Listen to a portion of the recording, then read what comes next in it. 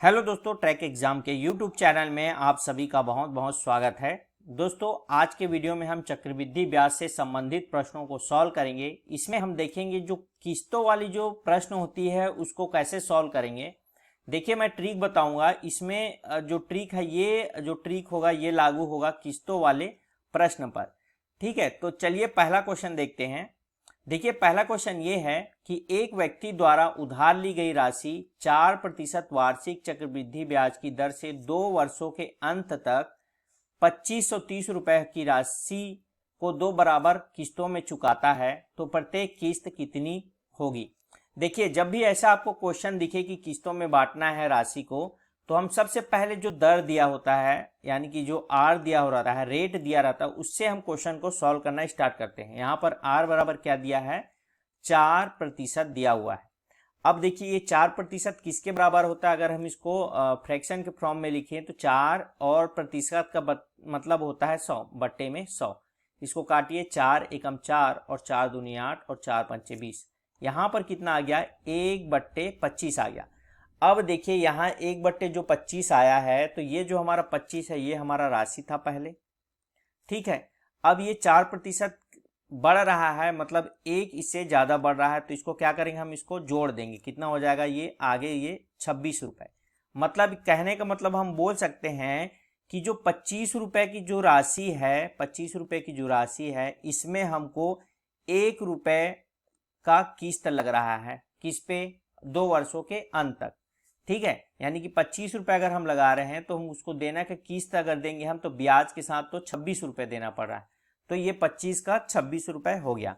अब देखिए, जो 26 जो हमको प्राप्त हुआ रहेगा उसका क्या करेंगे, हम फैक्टर करेंगे। ठीक है, फैक्टर यानी कि 2 भागों में विभाजित करेंगे कि मतलब इसको कि गुणा करें कि हम कि 26 आ जाए। ठीक है, यहाँ देखिए 13 लेंगे और 2 लेंगे, तो इन दोनों का जब मल्टीप्लाई करेंगे हम, तो 13 दूनी 26 आ जाएगा। ठीक है, अब देखिए इन दोनों में जो भाग चला जाएगा। अब देखिए यहाँ पर ये जो फैक्टर निकलेगा हमको, यहाँ पर ऑप्शन में आना है सीधे। हमको देखना है अगर इन दोनों से भाग चला जाता है, अगर इन ऑप्शन में से किसी में भी एक में, तो वही हमारा आंसर होगा। तो देखिए, 2 से पहले देखेंगे कौन कौन सा, पहले छोटी संख्या से देखेंगे तो 2 से कौन कौन सी विभाजित हो रही है। देखिए, ये तो होगी नहीं, ये भी नहीं होगी, ये हो रही है, ये भी नहीं होगी। अब 2 से विभाजित का रूल होता है कि इकाई का अंक जो है 2 हो, 4 हो, 6 हो और 8 हो। तो देखिए, जितने भी क्वेश्चन में जो गलत का निशान है, इसमें इकाई का अंक में 5 है, 7 है, यहाँ 3 है, 2 नहीं है, तो ये जो संख्याएं हैं 2 से विभाजित नहीं होगी। ऑप्शन सी 2 से विभाजित हो रही है। देखिए, तो हमको 13 से विभाजित करने की जरूरत नहीं पड़ेगी, सीधा सीधा आंसर हमको पता चल जा रहा है। यानी कि 1352 रुपए जो है हमको 2 समान किस्तों में देना पड़ेगा। इसका उत्तर जो है कितना हो जाएगा, option number C correct answer होगा। अब देखिए, एक एकदम शॉर्टकट तरीका है इस क्वेश्चन को सॉल्व करने का। जब हमारे पास यहां तक आ जाए इस जगह पर, ठीक है, यानी कि हमको पता चल जाए जब 25 रुपए पर 1 रुपए का किस्त बन रहा है तो 26 रुपए देना पड़ रहा है, तो इस 26 का क्या कीजिए, सीधा सीधा स्क्वायर कर दीजिए। हमारे पास 26 का स्क्वायर करेंगे तो हमारे पास 676 आएगा। अब देखिए, ये 676 को इसमें जो संख्या है, ठीक है, उसमें क्या कीजिए, भाग दे के दीजिए। भाग दे के देखेंगे तो ये 676 का 2 बार गुणा करेंगे हम, तो कितना आ जाएगा, 1352 उत्तर आ जाएगा। तो इस तरीके से क्वेश्चन को सॉल्व करेंगे। ठीक है, उम्मीद करता हूं यह प्रश्न आपको समझ में आया होगा कि कैसे सॉल्व करना है। चलिए और क्वेश्चन देखते हैं इससे संबंधित। देखिए, एक महिला 10% चक्रवृद्धि ब्याज की दर पर 21,000 रुपए का ऋण लेता है, ठीक है, या लेती है। हर वर्ष के अंत में उसे बराबर कितनी किस्त देनी पड़ेगी कि 2 वर्षों में ऋण का भुगतान हो जाए, यानी पूरी तरह जो है ऋण भुगतान हो जाए। देखिए, यहाँ पर भी ये किस्त वाली क्वेश्चन है, 2 वर्षों के अंत में, यानी कि हर वर्ष के अंत में जो है बराबर किस्त देना पड़ेगा। तो और यहाँ पर सीधी सी बात, आर बराबर कितना दिया हमको, 10% दिया है, तो 10 बराबर कितना हो जाएगा, 10 बट्टे में 100 हो जाएगा। इसको काटेंगे तो कितना हो जाएगा, 1/10। यानी कि हमारे पास यहाँ पर जो राशि होगी, देखिए 10 पे हमारे पास 10 था और एक जो है हमको किस्त देना पड़ रहा है यहाँ पर, तो 10 रुपये पर 1 रुपये का किस्त देना पड़ रहा है, तो ये कितना हो जाएगा 11 रुपये। अब मैं बताया हूँ क्या, जो वैल्यू आएगा उसका क्या करेंगे हम, फैक्टर निकालेंगे। अगर इसका हम फैक्टर की बात करेंगे तो इसका कोई भी फैक्टर नहीं होगा। ध्यान में रखिएगा कि हम किसी का भी इसका फैक्टर निकालेंगे तो कोई भी फैक्टर नहीं होगा। तो इस क्वेश्चन को क्या करेंगे, किस तरीके से करेंगे, मैं आपको एक और शॉर्ट ट्रिक बताया था। क्या करेंगे, जब यहाँ तक आ जाएगा तो हम क्या करेंगे, 11 का स्क्वायर कर देंगे तो 121 आ गया। अब देखिए 121 किस वाले जो है ऑप्शन को जो है भाग दे रहा है या फिर विभाजित हो रही है, तो ये देखिए 120 तो जाएगा ही नहीं, 121 है, क्योंकि 122 भी नहीं जाएगा, 123 भी नहीं जाएगा। सीधा सीधा option number B correct answer दिख रहा है। तो इस प्रश्न का जो उत्तर होगा ये ऑप्शन नंबर बी होगा। तो उम्मीद करता हूँ ये भी प्रश्न आपको समझ में आया होगा। इसको भी कैसे सॉल्व करेंगे, अगर फैक्टर नहीं दिया हुआ हो तो हम डायरेक्ट अल्टरनेट मेथड लगा सकते हैं। चलिए तीसरा क्वेश्चन देखते हैं। देखिए एक 12,300 रुपए की राशि का ऋण 5% वार्षिक चक्रवृद्धि ब्याज की दर से हर वर्ष के अंत में 2 समान किस्तें देकर चुकाता है, तो प्रत्येक किस्त की राशि ज्ञात कीजिए। देखिए यहाँ पर भी किस्त वाली राशि बात हो रही है कि हर वर्ष कितना चुकाएगा। मैं बताया हूँ सीधे सीधा, हमारे पास अगर रेट दिया है, दर दिया है, तो हम 5% ले लिए। अब इसको फ्रैक्शन के फॉर्म में हम तोड़ लिए तो कितना हो गया, 5 एकम 5 दूनी, ये कितना हो गया 1/20 हो गया। ये 20 रुपए पर हमको कितना दे रहा है, 1 रुपए का किस्त देना पड़ रहा है, मतलब ये कितना हो गया 21 हो गया। अब क्या करेंगे, 21 को फैक्टर के फॉर्म में तोड़ेंगे तो हमारे पास कितना आ जाएगा, देखिए 7 और 3, 7 या 21। अब देखिए 3 से इसमें से कौन सी जो संख्या है विभाजित हो रही है और 7 से, तो सबसे पहले 3 से देखेंगे हम, तो 3 से बात करेंगे। देखिए यहाँ पर अगर हम बात करेंगे तो ये भी संख्या जो है 3 से विभाजित हो रही है, ये वाली भी हो रही है, लेकिन 6 दूनी 12 और 6 तीन 18 ये भी हो रही है, और कितना हो रहा है, ये भी 6 दूनी 12 6 तीन 18 ये भी हो रही है। अब देखिए यहाँ पर अगर 3 से ये सभी भाग जा रहे हैं तो अब हमको क्या करना पड़ेगा, 7 से विभाजित करके देखना पड़ेगा। तो देखिए पहले वाले को अगर हम बात करेंगे, देखिए 7, यहाँ अगर हम लोग बात करेंगे 7 से पहले इसको देखते हैं, 7 9 63 हो गया, और यहाँ पर 3 आएगा, 7 चौक 28 हो गया, और यहाँ बचेगा हमारे पास 3 और इधर 5, 7 पंचे 35। देखिए पहला ही ऑप्शन जो है 7 से विभाजित हो जा रहा है, तो इसका मतलब जो बाकी जो संख्या होगा वो विभाजित नहीं होगा, पक्का है, आप करके देख लीजिएगा। यानी कि option number A correct answer होगा इस प्रश्न का। तो इस तरीके से आप जो है सीधे जो हमारे पास ऑप्शन होगा उससे सॉल्व करते हैं इस तरीके के क्वेश्चन को।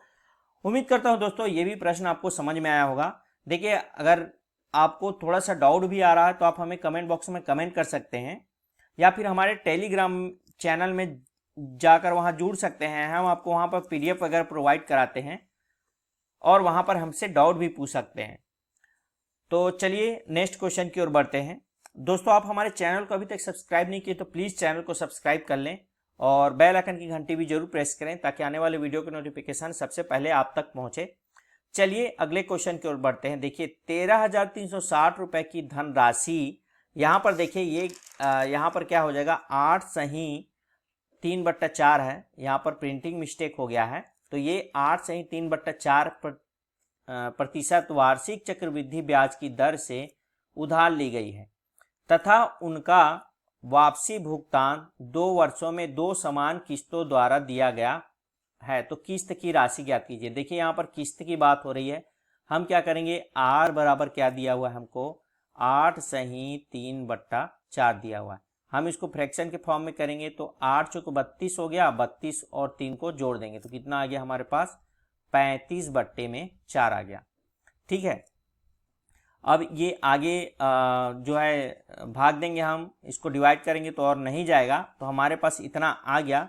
अब देखिए ये प्रतिशत में है, इसको चेंज करेंगे तो क्या हो जाएगा, 35/4, और ये जो प्रतिशत है ये नीचे में होता तो ये 100 हो गया नीचे। ठीक है, अब इसको हम लोग सॉल्व करेंगे, कितना आएगा यहाँ पर 5 सत्ते 35 और 5 दूनी 10, 5 शून्य 0, ये यहाँ पर कितना आ गया हमारे पास 7 और 4 दूनी 8 कितना गया 7/80, यानी कि हमारे पास जो है 80 रुपये था, तो इसमें जो हमको किस्त देना पड़ रहा है कितना 7 रुपये देना पड़ रहा है, तो ये टोटल कितना हो जाएगा 87 रुपये हो गया, यानी कि 87 हो गया। ठीक है, अब 87 हो गया, इसको अगर हम लोग फैक्टर के फॉर्म में तोड़ेंगे तो देखिए ये 29 और 3 के फैक्टर में टूटेगा। ठीक है, आप करके देखिए, नहीं तो आप डायरेक्ट अल्टरनेट मेथड भी लगा सकते हैं। देखिए अगर इसका हम लोग स्क्वायर करते हैं सीधा सीधा, देखिए 87 का स्क्वायर करेंगे तो हमारे पास कितना आ जाएगा 7 7 49, इधर 9 और इधर 6 और ये 5 और ये 7, ये इतना आ गया। क्या ऑप्शन में ऐसा दिख रहा है? ऑप्शन नंबर बी आपका करेक्ट आंसर होगा इस वाले प्रश्न का। तो इस तरीके से आप डायरेक्ट सॉल्व कर सकते हैं अल्टरनेट मेथड लगाकर, या फिर आप इस तरीके फैक्टर के फॉर्म में भी कर सकते हैं। फैक्टर के फॉर्म में भी करेंगे तो भी आपका ऑप्शन बी करेक्ट आंसर होगा। उम्मीद करता हूं ये भी प्रश्न आपको समझ में आया होगा कैसे सॉल्व करते हैं। अगर इस पे डाउट हो तो आप हमें पूछ सकते हैं। देखिए अगला क्वेश्चन देखते हैं। अगला क्वेश्चन ये है कि कुछ धन उधार लिया गया है और इसे 2 वार्षिक किस्तों में चुकाया गया। यदि प्रत्येक किस्त का मान 882 रुपये हो तथा चक्रवृद्धि ब्याज की दर 5% वार्षिक हो तो कितना धन उधार लिया गया।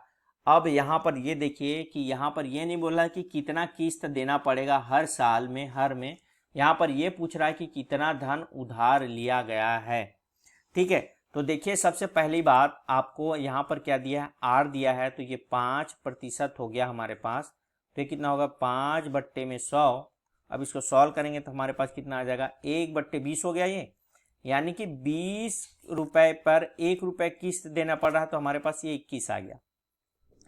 अब देखिए यहाँ पर जो क्वेश्चन है इसको हम थोड़ा सा सॉल्व करेंगे। ठीक है, ध्यान दीजिएगा हर एक चीज को। इसमें हमारे पास क्या है, मूलधन है और किस्त है, 2 चीजें हैं हमारे पास। अगर मूलधन की बात करेंगे तो हमारे पास 20 था। ठीक है, अब 21 दे रहे हैं तो पहले वाले में क्या होगा 21 हो जाएगा। अब किस्त क्या कर रहे हैं, दोनों बराबर है, तो ये 21 रुपए का किस्त दे रहे हैं, फिर 21 का किस्त दे रहे हैं, दोनों का क्या किए मल्टीप्लाई कर दिए। ठीक है, अब क्या कीजिए, जब इसको हम मल्टीप्लाई करेंगे तो ये हमारे पास कितना आ गया, हमारे पास ये 420 आ गया। ठीक है, कितना 20 दूनी 40, हाँ 20 दूनी 21 दूनी 42, 420 आ गया। इसको जब हम मल्टीप्लाई करेंगे तो 21 और 21 का मल्टीप्लाई करेंगे तो 441 हो गया है हमारे पास। अब देखिए यहाँ पर हमारे पास कितना आ गया 420 और 441, लेकिन हमारे पास जो मेन था ये, ठीक है, अगर दोनों साइड स्क्वायर करेंगे तो हमारे पास कितना था, ये 400 था और ये हमारे पास 441 था, दोनों का स्क्वायर करने पर। ठीक है, अब देखिए ये जो मूलधन है ये 420 था, अगले किस्त में इसके साथ क्या करेगा, जुड़ जाएगा मूलधन वाले के साथ, तो ये कितना हो जाएगा 400 धन में 420 हो जाएगा। ये कितना हो गया हमारे पास 820 हो गया। ठीक है, ये क्या करेंगे, ये वाला भी कितना है इसके साथ जुड़ेगा, तो ये भी कितना होगा 441 धन 441, कितना हो गया हमारे पास 882। यही तो हमको क्या है, यहाँ पर प्रत्येक किस्त कितना है 882 रुपये चुकाना पड़ेगा। कब, मूलधन कितना था, जब 820 रुपये है तो हमारे पास जो किस्त है पटाना है क्या 882 रुपये। ये कितने वर्ष का आया है, 1 वर्ष का आया हुआ है। तो हमसे क्या पूछा है यहाँ पर, प्रत्येक का मान कितने के लिए, चक्रवृद्धि ब्याज के लिए 5 वर्ष के लिए, यानी कि 5% के लिए 2 वार्षिक किस्तों में। तो पहला किस्त अगर ये निकला है तो दूसरे किस्त के लिए क्या करेंगे, दोनों साइड क्या करेंगे मल्टीप्लाई करेंगे, क्योंकि पहला किस्त है तो दूसरा भी 882 होगा। तो इसका मल्टीप्लाई अगर हम लोग 820 का मल्टीप्लाई अगर 2 से करेंगे तो कितना आ जाएगा, 2 दूनी 4 और 8 दूनी 16 और इतना 1640 रुपये। ऑप्शन नंबर बी इसका सही उत्तर होगा।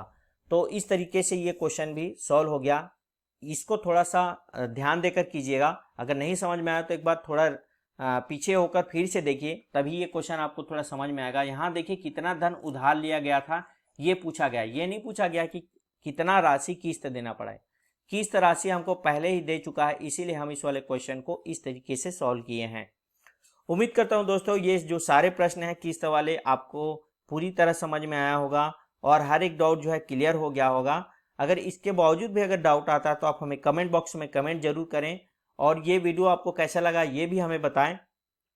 और आपने हमारे चैनल को अभी तक सब्सक्राइब नहीं किया है, प्लीज़ हमारे चैनल को सब्सक्राइब कर लें और बेल आइकन की घंटी जरूर प्रेस करें। चलिए दोस्तों, नेक्स्ट वीडियो में मिलते हैं। आज के लिए बस इतना ही। धन्यवाद।